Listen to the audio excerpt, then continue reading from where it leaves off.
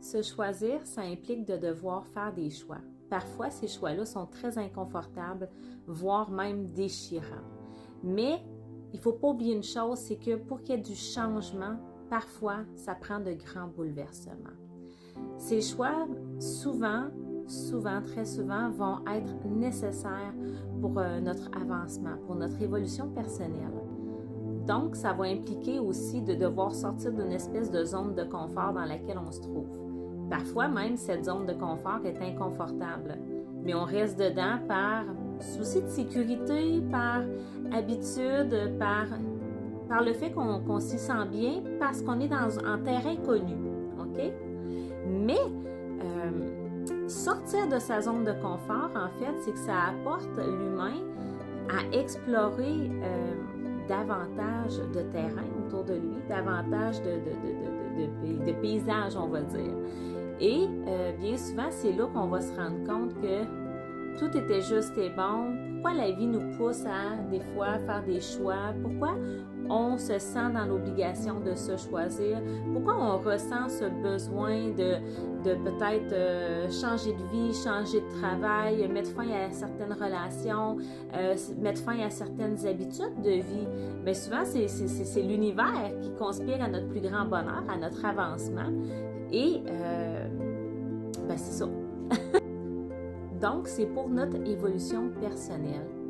Qu'est-ce qu'on fait lorsqu'on se sent poussé de même par la vie à dire « Wow, là, je suis plus bien, j'ai besoin de changement, il y a quelque chose qui ne fonctionne pas. » C'est soit qu'on résiste ou soit qu'on va avec le flot de la vie.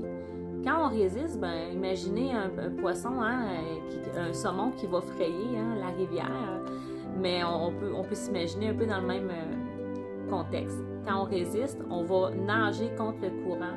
On nage, imaginez-vous, dans une rivière et on nage contre le courant, mais on va se fatiguer très rapidement. À un moment donné, on va perdre nos réserves d'énergie, on va devenir épuisé, puis on va finir par probablement abdiquer ou tout simplement tout laisser tomber. Alors que lorsque on se laisse porter par le flot, par le courant, le flot de la vie, on n'est pas dans la résistance, on est dans l'acceptation. Intérieurement, on sait. Notre âme, là, elle est là, elle nous guide en chaque instant. Il suffit d'être à l'écoute. Et notre âme, souvent, c'est des cris du cœur, c'est des cris de l'âme. L'âme aspire à plus grand. L'âme connaît votre mission de vie. L'âme connaît le pourquoi vous êtes ici. Et donc, lorsqu'on se laisse porter par le flot de la vie, c'est beaucoup plus fluide et agréable. Même si ça peut être difficile par moments, même si ça peut être déchirant, même si ça peut être épeurant, je pense qu'il faut avoir foi en soi. Et il faut avoir foi en notre capacité de créer ce à quoi on aspire. Donc, se choisir, premièrement, c'est un gage d'amour, c'est un engagement d'amour envers nous-mêmes. Se choisir, c'est se donner le droit d'être, d'exister et de prendre des décisions pour notre plus grand bien. Ça, c'est la base de tout. Souvent, les gens dans leur vie vont avoir manqué d'amour envers eux-mêmes.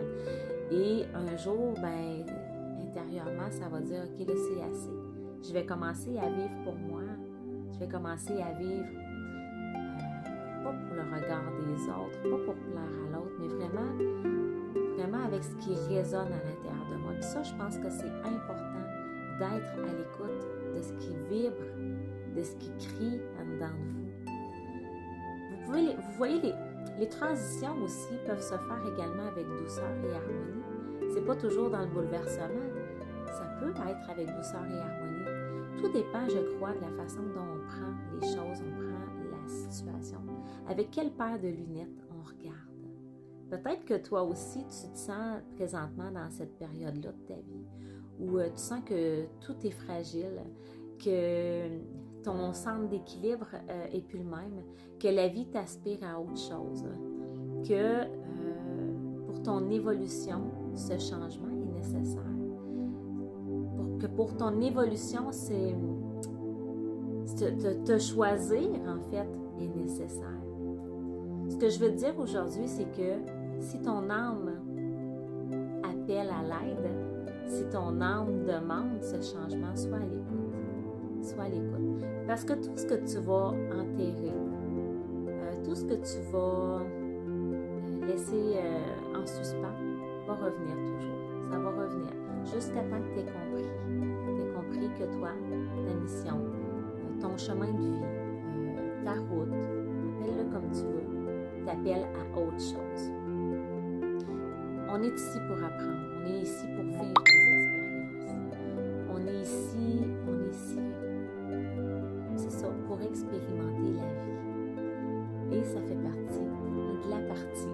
Ça fait partie de la game. Donc, moi, je vous dis, accueillez tout ça, ces besoins-là avec ces besoins de changement, ces besoins de plus d'harmonie, ces besoins de prendre soin de vous.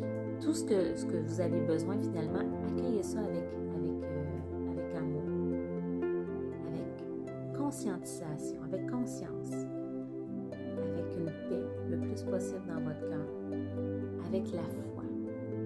La foi et la gratitude. Ayez la gratitude que la vie va vous amener.